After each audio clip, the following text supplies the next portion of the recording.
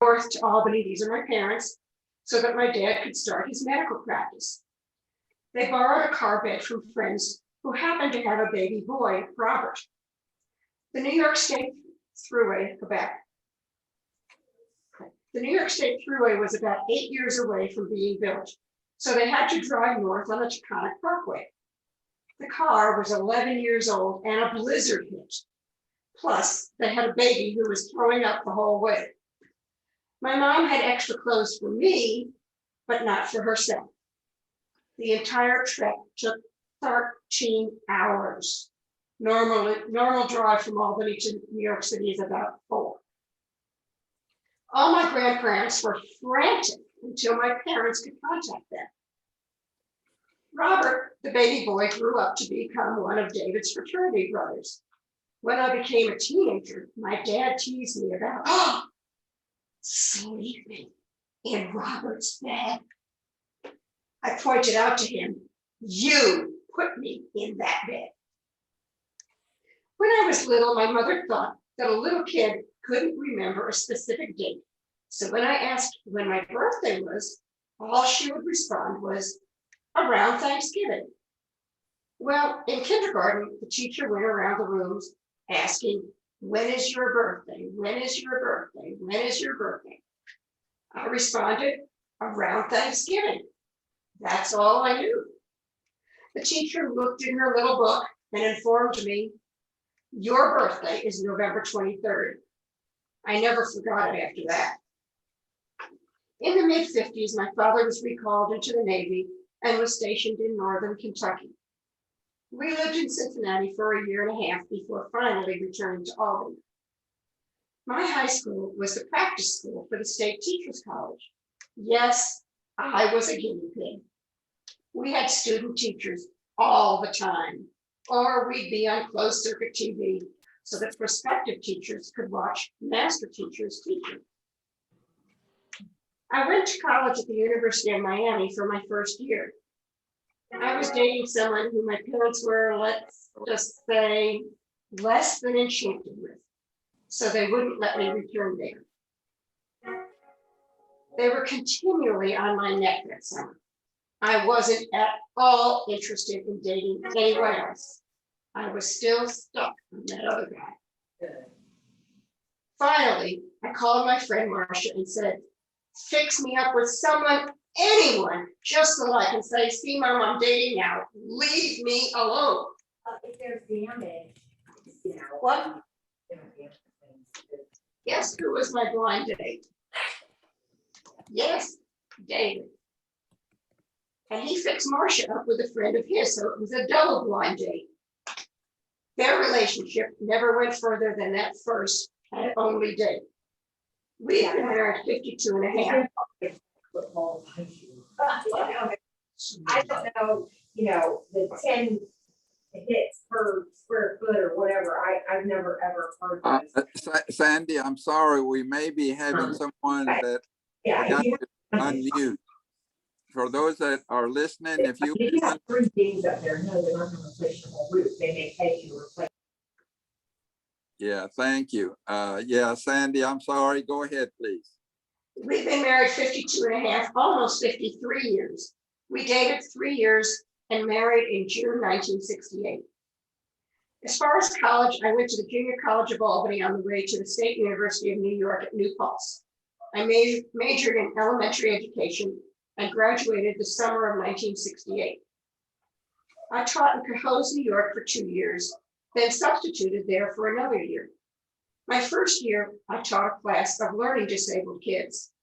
This was when people were just learning about learning disabilities. I was 21 and fresh out of college. I really didn't know what I was doing. The next year, I taught kindergarten and was much happier. David worked on his PhD in physics at RPI, and I worked on my master's in elementary education at Russell Sage College. We both got our degrees in 1971. In 1971, David got a postdoc at Rice University. So off we went to Houston. I worked at a preschool next door to our apartment. Our son, Alan, show Alan. was born in April of the next year. After a couple of years, Rice wanted David to work with graduate students at the Los Alamos lab. I hated Los Alamos. It was very pretty, but very much a small town. Yes, the mountains were pretty, but what else can I do besides stare at the mountains and change diapers? So after a year there, David was offered a job with Schlumberger. So back to Houston we went. This time we bought our first house. Our daughter Beth was born, here's Beth, in 1975. We moved to our second house in 1979, and I started working at the preschool kindergarten at Beth Yeshurun, not ready for me, in Houston. Beth even went to that kindergarten my second year there. I also started teaching first grade Sunday school at Temple Emmanuel. In 1981, Schlumberger decided to transfer us to Austin. Alan started fourth grade and Beth first grade. We are still in the same house. 1984, our second daughter, Heather, was born. I continued teaching Sunday school here. First grade, then a director asked me to move down to kindergarten. Wow, that was my niche. I love those 5-year-olds. They're just so funny. You look old because you are old. I asked them how old they thought I was. They guessed broadly. Then I finally told them that I was 102. That made them happy. Anyone over 20 is ancient as far as a 5-year-old is concerned. I've also taught at preschools here and worked at Bell's for 11 and a half years until the Bells at North Cross closed. Alan and that's us, David and I, with our 3 kids, Alan, Beth, and Heather. And there are our 3 kids. There's Alan and Vashti, his wife. They have 5 children, ranging in age from 13 to 23. The oldest, Seth, where's it? This is Seth, is in graduate school. The youngest, Abigail, just had her bat mitzvah. The other 2 boys are Nathan, who's 20, Gideon is 17, and Alan has our only granddaughters, Anna, who's 15, and Abigail. Here are their pictures. This young lady, Haley, is Seth's girlfriend. They've been together since they were high school seniors, and now Seth's in graduate school and she's about a senior in college. Beth and her husband, there's Beth and Rob, live outside of Boston with their 2 little boys. Ian is 7 and a half, and Noah is 5 and a half. Ian's in 2nd grade, and Noah is in kindergarten. Yeah, Sandy, excuse me, if you can wrap it up maybe in another minute or so. That's about all I have. Well, okay. Thank you. Heather and her wife, Courtney, live in Maryland with their 2 little boys. This is Jonah, who just turned 6, and Micah is 2 and a half. I am now enjoying retirement, but I'm busier now than when I had a full-time job. I have several activities through the JCC, even on Zoom during the pandemic. We are active in Empty Nesters and joined the Lions Club just this past June. Friends of ours, Sid Popinski and Chuck Mandelbaum, invited us as guests for a few meetings. We found the presentations to be fascinating. After a few meetings, Ann Ward called and invited us to join. What I have been doing is picking up used glasses from a few eye doctors' offices and bringing them to Patty Robinson. When we can resume checking young children's eyes, I'd like to participate in that. And I am looking forward to meeting all of you in person soon, I hope. Well, we wish the same thing. We want to all be meeting in person, but thank you so much, Sandy, for your member profile today.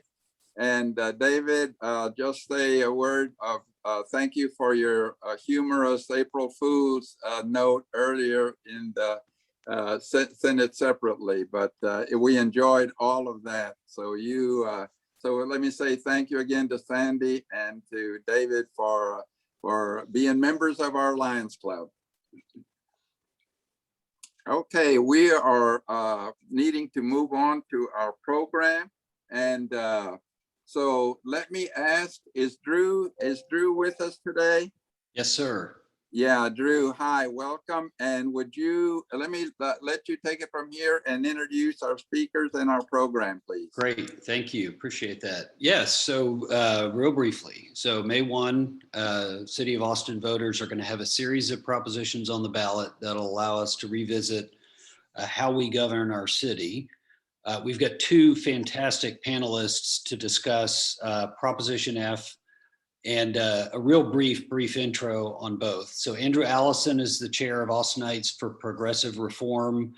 He was the founder of Main Street Hub. They employed 700 people downtown, were named a top workplace by the Statesman. Prior to that, he had worked in the democracy program at the Brennan Center and on a speechwriting team for a presidential campaign. Jesus Garza is the volunteer co-chair of the Austin for All People. Jesus had served as the Austin city manager from 1994 to 2002. He led the city through business development, downtown revitalization, and the opening of Austin Bergstrom. Also had served as CEO of the Seton Healthcare family and oversaw their partnership with UT to create the medical school and the Dell Seton Medical Center. So we're very lucky to have both of them join us. We're going to have each panelist give about a 7-minute introduction of their comments, and then we'll allow kind of a back and forth. Andrew will start us off, Jesus, from there. If you have questions, we'll put them in the chat box, and if we have time at the end, we'll try and address it at that point. Real briefly, Proposition F, which you'll see on the ballot, shall the city charter be amended to change the form of city government from council manager to strong mayor council? That will eliminate the position of the professional city manager. It will designate an elected mayor as the chief administrative and executive officer of the city with veto power over all legislation, which includes the budget, and with sole authority to hire and fire most department heads and direct staff, and with no articulated or stated charter authority to require the mayor to implement council decisions. So those are the topics, weighty topics that we have in front of us. And we're going to start with Andrew. I'll keep time, and we'll start. You've got roughly 7 minutes, sir. All right. Well, thank you, Drew. And thank you to everybody for allowing this conversation today. And I'm really honored to be here with you to speak about these important reforms. By way of introduction, our group is a democracy reform campaign with a goal of making Austin the most pro-democracy city in the country, with a series of reforms in addition to Proposition F that would each have the effect of increasing voter turnout and making Austin local government more representative and responsive and diverse and accountable to the people that it serves. We got started last year for a couple of reasons. One is that, as we all know, Austin is going through a number of challenges right now, especially as we grow.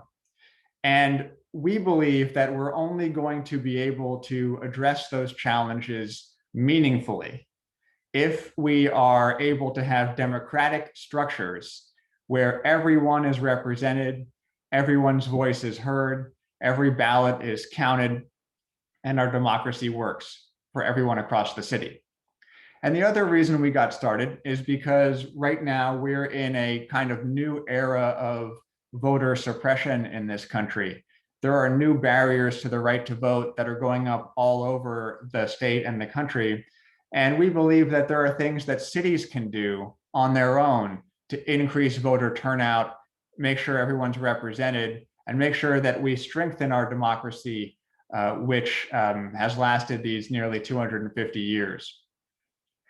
I would like to talk briefly about the other reforms that are on the ballot, because our group is responsible for 5 of the ballot propositions that you'll be voting on if you're an Austin resident this May.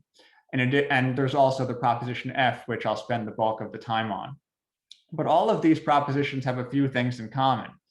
One is that they all have been proven and tested. They've been implemented elsewhere in cities and states across the country. And there is lots of experience, years of data and analysis to support why they would be good ideas here.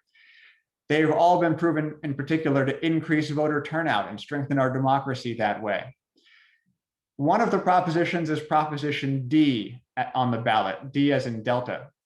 And that proposition is to move the mayor's race from the midterm years where it currently is to the presidential years, because those are the years where the turnout in Austin is highest and most representative of our city.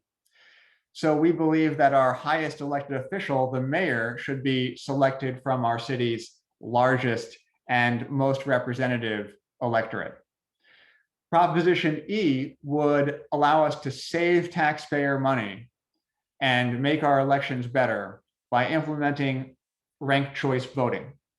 This would allow us to no longer have to go back to the polls in December for runoff elections.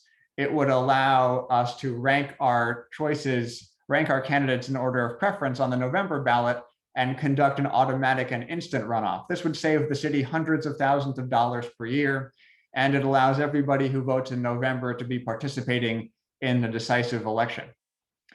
Proposition G would add another council district to the city, another geographic council district. So we would have 11 council districts. And this is because of the growth that we're seeing in the city, where we're growing so quickly that if we do nothing, our council districts will have, by 2030, 30% more people than they did just 5 years ago. So adding a district will keep our district sizes small so that neighborhoods and communities and grassroots voices can be heard at City Hall, and so that it's not so expensive to run for city council, so everybody can be represented. It will also allow us to strengthen our city's opportunity districts as well, to make sure that our council reflects the full diversity of our city. And Proposition H would push back against big money in elections by implementing a campaign finance reform called Democracy Dollars, where every voter would receive a $25 voucher that they could donate to the candidate of their choice. This has had remarkable impacts where it has been implemented, including nearly a tenfold increase in the number of people who contribute to campaigns, more women, more people of color, more younger people, more people earning under $100,000 per year, more represented among donors. It's also increased voter turnout significantly and allowed more candidates to run. But critically, the whole program only costs less than $850,000 per year, which is less than the city spends on its cell phone bill. So we can have all these benefits to democracy for a very low cost. It's a great deal for voters. And then finally, Proposition F, which would let voters and not politicians choose the person who manages our city. This is a very important reform because it puts democratic accountability in our executive branch. It would set up essentially the kind of American constitutional system of government that we're accustomed to at other levels of government, with an independent executive branch and an independent legislative branch, co-equal, separation of powers, checks and balances between the two. So for example, the ballot language mentions that the mayor would have a veto power, just like the president does. It doesn't mention that the council would have an override power, which they would have. 2/3 of the council could vote to override any decision of the mayor. The important thing is that we would be able to elect the person who leads our city, who leads all the departments. We would have someone who answers to us, in charge of departments across the city that manage our day-to-day needs and are in charge of our health and our safety and our growth as a city. It would allow responsiveness in the executive branch that we don't have today. We aren't able to choose this person. And that's the key difference between what we have now and what we would have after Proposition F. We would have the ability to choose our council and the ability now to choose our chief executive in the city. I should say that we're one of the few large cities in the country that still uses this old system of government that's been around for 100 years. And we can move our city forward by making this change. Finally, I'll just add that we're supported by 100 local leaders from around the city. People like Nelson Linder, the president of our local NAACP chapter. People like Robbie Osley, who's done so much for our city philanthropically and in public affairs. People like Martha Cotera, who's a longtime activist for our Latino community. People like Jemu Green, who's done wonderful work helping people run for office and advocating for democratic policies. Ali Katao, who's been the leader of our Asian American Chamber of Commerce and is active in our business community, and Tom Meredith, who's obviously a philanthropic leader in our city as well. These are local city leaders who've done so much, and we've come together along with grassroots voices from every district in the city to advocate for a more democratic Austin, making us the most pro-democracy city in the country. Great. Thank I know you, we're short on Andrew. time, so I'll wrap up. Thanks very much. Hey, you bet. Appreciate it. Jesus, I'll give you an extra minute. So 8 minutes for you to be able to kind of outline the proposition, sir. Thank you. Okay, well, thank you very much, Drew, and it's a pleasure being here with the Lions Club, and I hope to make my comments brief and so that we can get back a balance of time and get answers to your questions. First of all, I'm one of the co-chairs. There are 3 others. Pastor Joseph Parker, the pastor of David Chapel, is one of our co-chairs. Mason Ayer, who is the CEO of Kirby Lane. Catherine Morris, who's an attorney with Enoch Keever and was former general counsel to Samsung here in Austin. And also we've been fortunate to have Nico Ramsey helping us with community outreach. And each of us are volunteers, and we are really pleased to try to provide the information that the public is going to need. So when early voting begins on April the 19th, and then the official ballot or the official election date is May 1st, as Drew mentioned. I think when you think about this proposition, it's been amazing to me how it has brought together labor and the business community in almost unanimous opposition to changing our form of government.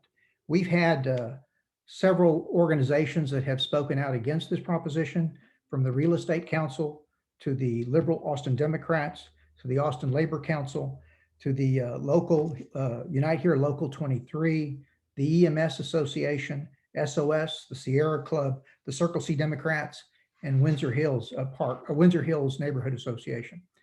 Proposition F is going to bring is going to be extraordinarily damaging to the democracy that we've grown accustomed to here in Austin. It's not going to enhance debate. It's going to limit debate because of the concentration of power in one executive. And this is the strong mayor. It consolidates that power in the mayor's office. They're able to virtually appoint every department head in the city.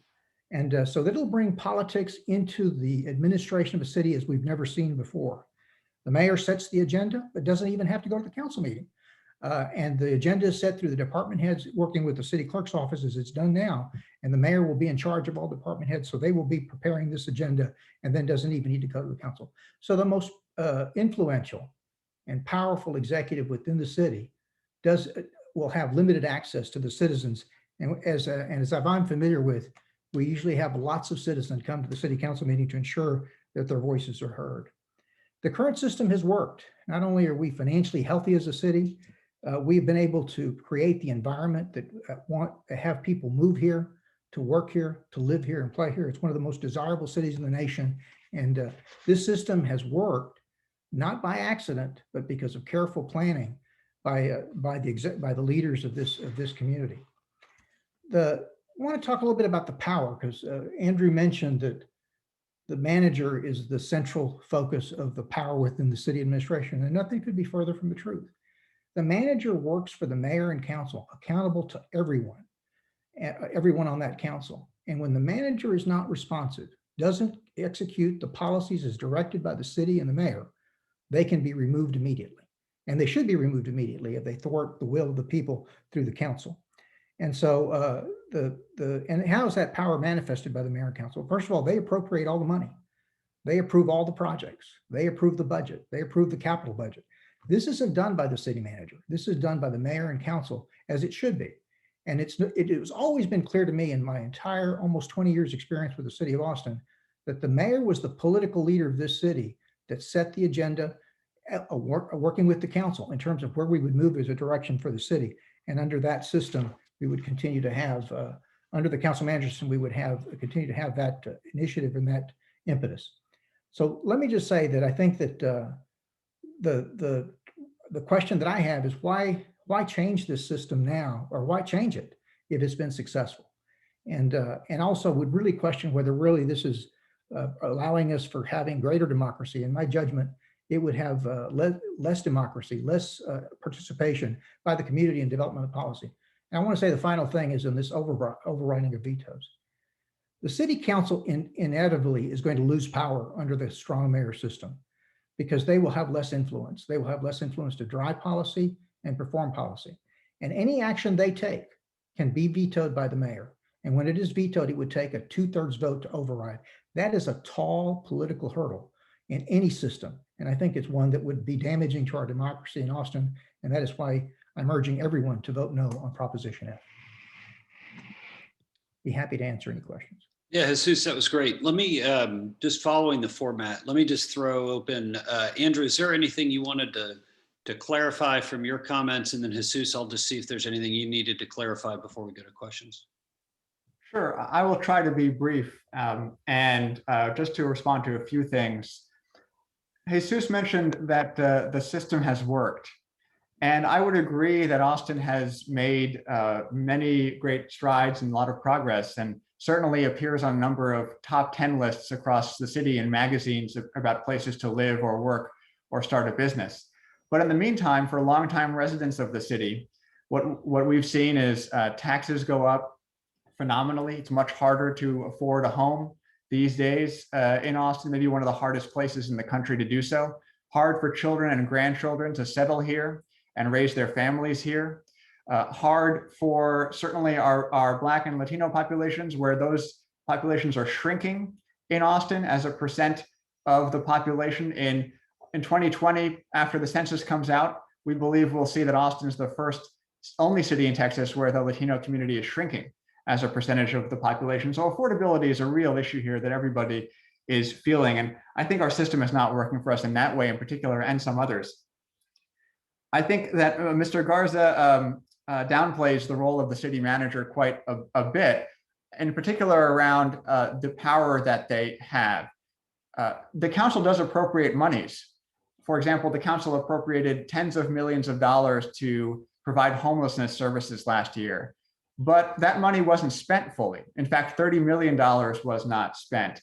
That's one example of the executive branch, the manager and his team, not doing what the council instructed them to do. And who do we hold accountable for that? Who can we vote for to fix that problem?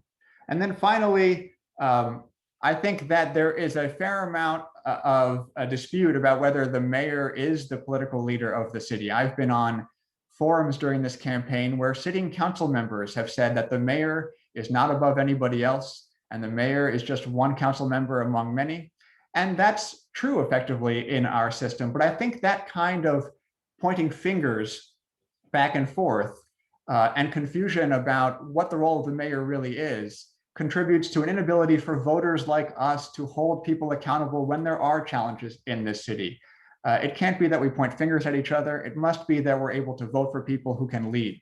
I know we're short on time, so I'll stop there. I appreciate the opportunity to respond. Great. Jesus, anything further, sir? Well, I think to answer the question about where dollars are appropriated and then not implemented, there is a principle in this system that perhaps has not been exercised as rigorously as it should, and that's oversight. The council members and the mayor have oversight. And when those things that they've appropriated are sitting on someone's desk, unimplemented, there is a solution. Either call the people on the carpet, like the manager, or try to find an explanation of why that's happened. And if that doesn't work, then obviously you can remove the city manager and get someone who can move fast on the issues that the council and the mayor believe are important. I worked a long time at the city. Even as a junior staff member, I knew that the mayor was the leader of the council. You didn't have to have somebody read that in a book to you. You realize that. And that's the way our system has worked. Mayor Todd was clearly the leader. Mayor Watson was clearly the leader. Mayor Garcia was clearly the leader in the whole time I've worked within the city. And for us to think that that isn't the case is just simply not understanding how our system of government works. And so I think maybe we need to get a better understanding of this system so that when we kind of evaluate it, we evaluate it with the correct perspective. Great, thank you. If you do have a question, please put it into the chat box. And Rudy, can you give us a time check on how much time we have for questions? So Yes.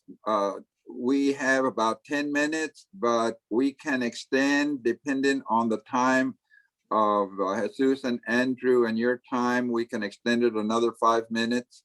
So that's kind of what we're looking at. Okay, great. So I am filibustering slightly until we have our first question in the chat box. And I appreciate both of your time in giving to this. Yeah, Drew, if I may. Yes, sir. If it's all right, is it okay if they just raise a hand or wave their arm to give us Let's do this. Yeah, why don't you handle the questions since you have the best visibility. All right. Okay. Yeah. I'm seeing Mac with your hand up, if you will, please. Yeah. Currently, when we go for a city manager, in almost every case, we put on this big national search and we go and get somebody that's really professional at that job because it's a big, complicated job. And we elect our mayor as a local person. I guess my question is, how would that change? Because we're not going to go on a national search for a mayor. He's going to be somebody local, and they may not necessarily be trained in all the complexities of, the day-to-day stuff of government. So, and this is for either one of you to weigh in on. Well, in my experience, I think you're right. There are national searches. I was fortunate. I was promoted from within the city. I'd worked at the city of Austin for I guess the first time I worked at the city for 10 years. I'd been at the city a year when I got promoted to city manager. But I grew up as a professional in the city. Jorge Carrasco, who was a city manager, grew up within the city administration and was promoted. So I think you've seen both. I think the issue here is that when a mayor does get elected locally, obviously, but it's not lost on me that the mayor is going to need an administrator to help run the city. They're not going to run it by themselves. They'll have deputy mayors and they will have a chief deputy mayor. And that's how those structures have worked. And you'll hire those individuals to help run the day-to-day operation of the city. And the mayor can set the political agenda, the political vision for the city. And that's the way this system is going to work if it is adopted. And whether those individuals that are selected by the mayor are local or whether they're done on a national search will be up to whoever your mayor is. But I think that's the way this system is going to work should it be adopted, at least in my judgment.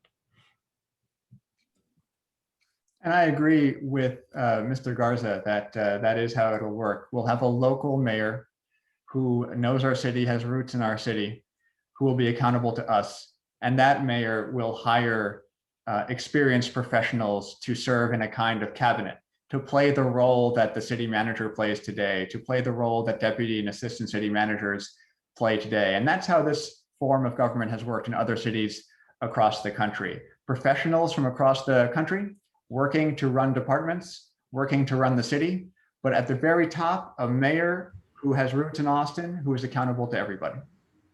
But I would also add, Andrew, that the mayor, well, the mayor will do that. The department heads, as well as these administrators they hire, will not report to anyone else except the mayor. The council will not have that support that it has now under the current administration. So there's that little distinction between the current council manager system and the strong mayor system. although today those people still report to the city manager directly. So they have no reporting lines into the city council. The department heads who run things like sanitation or police or planning, any department, they report directly to our unelected city manager today. In the future, they'll report to an elected mayor. City manager is the employee of the city, of the mayor and the council, and he reports to all of them. And in this instance, under the strong mayor, that individual is going to report to one person, that's the mayor. Okay, I see another question. Gaylord, I see your hand up. Yes, sir. And I guess a couple of questions for Andrew. And Andrew, first, I've been impressed with the attention that the mayor and council races receive, having basically their separate election dates, certainly separate from the general election. Are you concerned about loss of focus on the issues that are so critical for the city if, frankly, the mayor and city council members happen to be on the same ballot on the same day as the presidential and the legislative and congressional races? And secondly, not to make a political comment, but are you concerned at all about the feeling of the electorate about a strong mayor, given the past 4 years and the tendencies that we've seen from the president during the last 4 years? Mr. Armstrong, thank you very much for those two questions. On the first, ever since we moved our elections from May to November back in 2012, we've been electing council members on November midterm dates and November presidential dates. So this will not be a significant change from that system, except to say that the mayor will move from the midterm election to the presidential election, where 100,000 more Austinites vote in each presidential election than do in the midterms. And there's been a lot of research on election timing, and there has never been a finding that moving an election to a national election date decreases the amount of attention paid to local issues or local campaigns. I think it's a reasonable concern, of course, but the data shows that it doesn't bear out that way, and that local issues are featured just fine in those systems. And again, we're already electing in federal elections today. In terms of your second question, I think that's a very reasonable concern as well. I think there are a couple of things that should give us great comfort. One is that Austin does not have an electoral college. So you need to win the majority of the popular vote in order to become the mayor of Austin. And the second thing is that we could always elect somebody we come to regret electing, but the response to electing the wrong person is not to disallow voters from voting ever again. It shouldn't be to take that power away from voters and to not allow them to choose their executive. The response is more people voting and more democracy. It's what we saw last November 2020 with more people coming out to vote, and with the reforms that are happening across the country today to try to encourage democracy. So we should just, in our view, we should trust the voters and we should let them vote. Can we make the answers a little shorter so people can ask questions? Yes, I'll try. Thank you. I have a question. What happens today when the city manager disagrees with the council and refuses or fails to carry out the council's wishes? Do we have any other way to make sure the council's wishes are followed other than to fire the city manager? First of all, that wouldn't be the norm. If the manager's hired to execute the policy as voted on by the mayor and council, and a manager willfully refuses to do that, the only option they have is to remove them and have someone who will execute those policies. That's the way the system has worked. And we've had several city managers that have fit that bill, at least in my experience, and they were removed. They were removed. Now they were forced resignations, tantamount to a firing, but that's what the councils did when those city managers refused to execute on the policies that they had adopted or effectively carry them out. What about if they just fail to instead of refuse? They stall. The same during the evaluation process, they'd get drummed out. That's the way it's supposed to work. That's why you have to have oversight. In any governmental system, and sometimes I would say that in Washington, the system that we were talking about here a minute ago, there's not enough oversight. And I think you need oversight that really holds executives accountable. But that oversight needs to happen by the mayor and council locally. That's why they have those subcommittees. And the staff, or at least the times I was there, staff was called on the carpet. Even though they may not work directly for the council let them know of their displeasure when they failed to execute on the direction that had been provided by the mayor and council. If I may, just one or two more questions. If I can see any other hands yeah, I see Steve. Steve, you're muted. Okay. Yep, sorry, I'm here. Gentlemen, thank you both for a coherent and well portrayed position from both points of view. So I've been a resident of the Austin area. I live in Cedar Park, but obviously I do a tremendous amount of work in Austin, and I'm going on 13 years. And I guess I'm still confused. There seems to be a lot of jurisdictional, especially what happened with mask mandates, where judges seemingly have certain jurisdictions, and obviously being the seat of the state and being, the proximity of the governor. Would either one of these, I know one of them is an existing thing, but would a new realm of doing business give any kind of counterweight or change those dynamics? Does it give any more clarity? And maybe by definition, there is all of that separation, and that's, the way it's been designed. And truthfully, Austin has doubled in population in the 10 plus years I've lived here, which is just something notable. So just curious. Well, in terms of the mask mandate here, at least from my memory, the mayor becomes a pretty significant during an emergency. There's what's called, you activate the emergency operations center. You declare that emergency. Now you do this in conjunction with the county judge. And once those resolutions locally have been adopted, that puts them in a pretty significant role in terms of mandating certain public health aspects, the issue around masks. The unfortunate thing we had here is we had at the state level, we had a state elected official, the governor, that sometimes was overriding the public health officials, which in my memory of being at the city, that when there was a public health emergency declared, the local health authorities through the mayor's office and the county judge's office were able to do the things they needed to do to protect the public's health. And sometimes we politicize something that should never have been politicized. And I think that under this system, the mayor has a good bit of authority as well as the county judge. Just add quickly to that during the last winter storm that we just had in February, 4 city council members had to write a demand letter to the city manager demanding him to provide water and food services to people who were without both. And I don't think that's the way we should run a city in an emergency. We should have a chief executive who's accountable to people who would be out and about making sure that happened, and it would never have come to a demand letter. Okay, one last question that might, someone, if you'll raise your hand, if you have a question. I'm not seeing any. I have So, could I make okay. just one quick comment that had to do with Gaylord's question? Please. I do worry about introducing national politics into local races.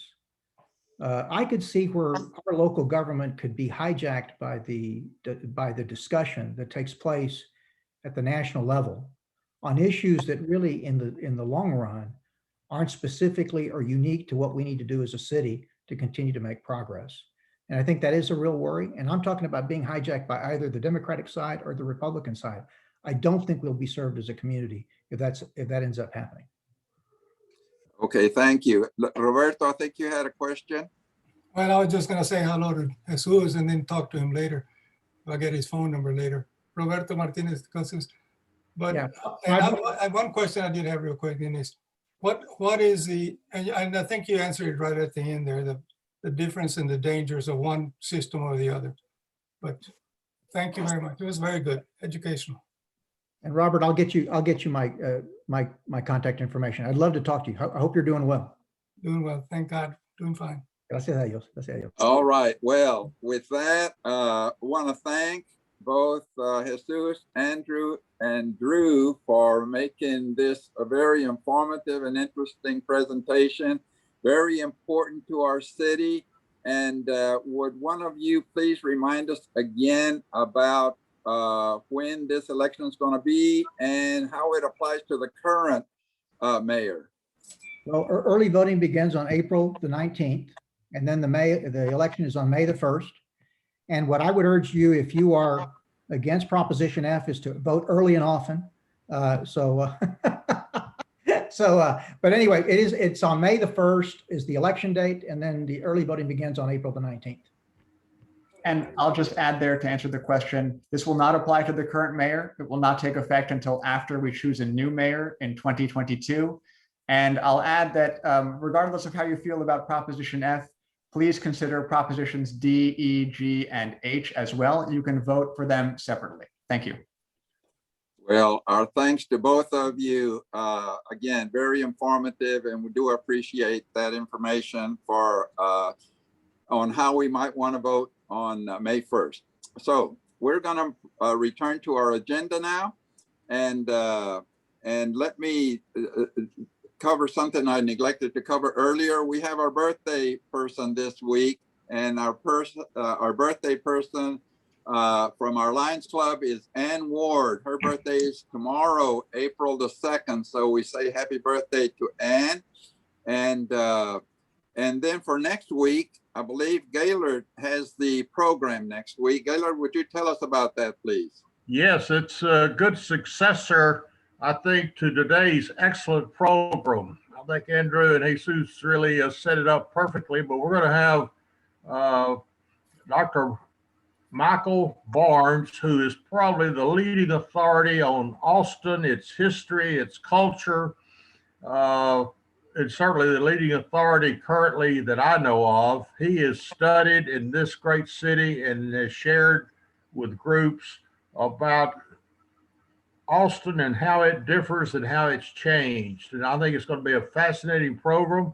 And I hope each of you would think in terms of very unique questions that you may have about what you've wondered about Austin or its history, its people, its culture, because Michael is a walking authority on this great city and its people. And I'm sure you've read, if you want to read great columns, anytime he writes a column such as on Teresa Long recently, Larry McMurtry on the history of Austin High, for example, it is so thorough. And each Tuesday in the American Statesman, he has the column called Think, Texas. And it is a very worthwhile look at our great state as well. Pardon my going on, but I think it's going to be a great program. Thank you, Gaylord. So thank you to all that joined us today. Special thanks to our presenters and to Drew for helping set up our program today. And I believe we are at the end of our agenda. We went a little bit over, but a very interesting program. So with this, we'll say this meeting is adjourned and wish everyone a good April 1st and a good week. So thank you so much. Rudy, Gaylord, you forgot to announce today's the first day for Major League Baseball season. Yeah, Oh, baseball season starts today. Oh no. You guys take care. Be safe. Yeah, that's good. So maybe we should have had a little take me out to the ball game music, but thank you so much for that reminder. We got to add to Drew. Drew, that's a great program, and thank you for putting it together. Gaylord, good to see you. Thank you, Jesus.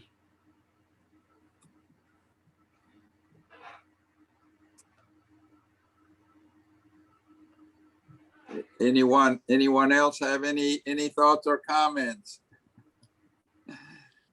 The meeting is adjourned, but this is just for informal visiting. Well, Rudy, this is Gaylord. I've got to say to David, as quite great a baseball fan as he is, I'm surprised we didn't get any comments out of David, that old Brooklynite that's a walking authority on baseball, as I found out Friday while we were loading at Meals on Wheels. He's a real authority and great to talk to. So it's appropriate, I think, that I mentioned that today. Pardon my saying. There you go. That's all right. Well, everybody have a good, safe week. Be sure you get your vaccination, your first and your second.